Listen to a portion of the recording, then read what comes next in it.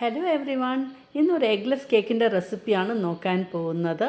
അപ്പോൾ അതിന് നമുക്ക് 1 കപ്പ് ഷുഗർ എടുക്കാം, 1/2 കപ്പ് ഓയിൽ, റിഫൈൻഡ് ഓയിലാണ് എടുക്കേണ്ടത്. അതേപോലെ 1 കപ്പ് കേർഡ്, തൈര്, പുളിക്കാത്ത തൈര്. ഇത് നന്നായിട്ട് വിസ്ക് ചെയ്യണം. ഞാൻ എപ്പോൾ കേക്ക് ചെയ്യുമ്പോൾ മിക്കപ്പോഴും ചെയ്യുന്നത് എഗ്ലെസ് ആണ്. എന്താണെന്ന് വെച്ചാൽ മോൾക്ക് എഗ് അലർജി ഉള്ളത് കൊണ്ട് എഗ്ലെസ് കേക്കാണ് ഞാൻ പ്രിഫർ ചെയ്യുന്നത്. അപ്പോൾ ഇത് നന്നായിട്ട് അങ്ങോട്ട് ബീറ്റ് ചെയ്യുക, വിസ്ക് ചെയ്യുക, എല്ലാം കൂടെ നന്നായി കമ്പൈൻ ചെയ്തിട്ട് വരണം. ഇതുപോലെ ആവണം. അതുവരെ ഒരു വിസ്കർ വെച്ച് ഇങ്ങനെ ചെയ്തുകൊണ്ടിരിക്കുക. ഇനിയിപ്പോൾ ഇതിന് ഒരു 1 ടീസ്പൂൺ വാനില എസൻസ് ആഡ് ചെയ്ത് കൊടുക്കാം. എന്നിട്ട് വീണ്ടും നന്നായിട്ട് വിസ്ക് ചെയ്ത് കൊടുക്കുക. അപ്പോൾ ഇത് ഒരു സ്പഞ്ച് കേക്ക് പോലെയാണ്, നമ്മുടെ എഗ്ലെസ് എന്ന് മാത്രം. അപ്പോൾ നമ്മുടെ വെറ്റ് ഇൻഗ്രീഡിയൻറ്റ് അങ്ങനെ ആയിക്കൊണ്ടിരിക്കുകയാണ്. ഇനിയിപ്പോൾ ഡ്രൈ ഇൻഗ്രീഡിയൻറ്റ് ആഡ് ചെയ്യണം. അതിനിപ്പോൾ 2 കപ്പ് മൈദയാണ് എടുക്കുന്നത്. പിന്നെ 2 ടീസ്പൂൺ ബേക്കിംഗ് പൗഡറും ഒരു 1/2 ടീസ്പൂൺ സോഡ ബൈകാർബണേറ്റും. എന്നിട്ട് നന്നായിട്ടൊന്ന് സീവ് ചെയ്ത് കൊടുക്കുക. ഇതിപ്പോൾ ഡയറക്റ്റായിട്ട് നമ്മൾ നമ്മുടെ വെറ്റ് ഇൻഗ്രീഡിയൻറ്റിലേക്കാണ് ആഡ് ചെയ്യുന്നത്. എന്നിട്ട് നമുക്ക് ജെൻ്റ്ലി ഇത് ഫോൾഡിങ് ചെയ്യുക. ഇതൊരു സ്പാച്ചുല വെച്ചിട്ടും ചെയ്യാം, ഇല്ലെങ്കിൽ ഞാൻ ഈ വിസ്ക് വെച്ചിട്ട് തന്നെയാണ് ചെയ്യുന്നത്. ഒരു 1/2 കപ്പ് പാലെടുത്തിട്ടുണ്ട്.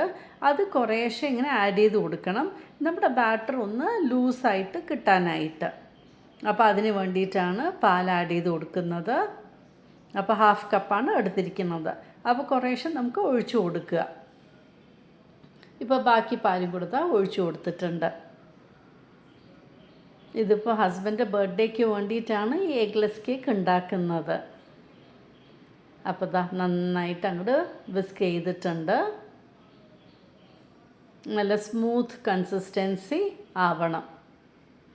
ഇങ്ങനെ റിബൺ പോലെ അങ്ങോട്ട് വീഴുക. ഇപ്പോൾ ഞാൻ സ്പാച്ചുല എടുത്തിട്ടാണ് ചെയ്യുന്നത്. അപ്പോൾ അങ്ങനെ നമ്മുടെ മാവ്, കേക്ക് ഉണ്ടാക്കേണ്ട ബാറ്റർ റെഡി ആയിട്ടുണ്ട്. നമുക്കിതിന് വേണമെങ്കിൽ ഇപ്പോൾ ടൂട്ടി ഫ്രൂട്ടി, നട്ട്സ് എന്ത് വേണമെങ്കിലും ആഡ് ചെയ്യാം. ഞാനത് പക്ഷേ ചെയ്തില്ല, പ്ലെയിനായിട്ട് തന്നെയാണ് എടുക്കുന്നത്. അപ്പോൾ ഇപ്പം നമ്മുടെ ബാറ്റർ റെഡി ആയിട്ടുണ്ട്.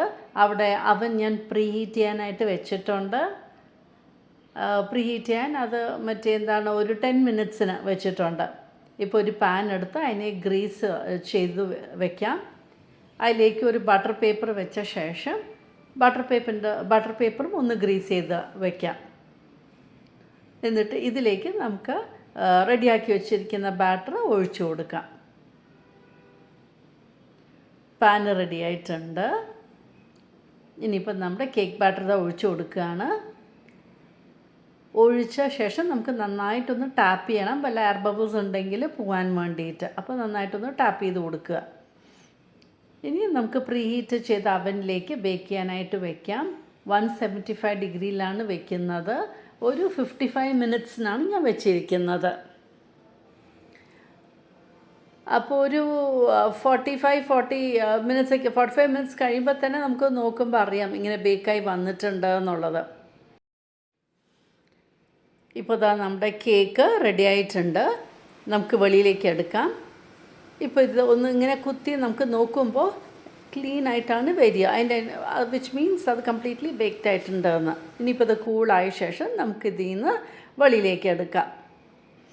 അങ്ങനെ നമ്മുടെ സോഫ്റ്റ് മോയിസ്റ്റ് ആയിട്ടുള്ള നമ്മുടെ sponge cake, eggless cake ready ആയിട്ടുണ്ട്. സിമ്പിളാണ്, ആർക്ക് വേണമെങ്കിലും ഉണ്ടാക്കാൻ പറ്റുന്ന കേക്ക്. അപ്പോൾ അങ്ങനെ കേക്ക് റെഡി ആയിട്ടുണ്ട്.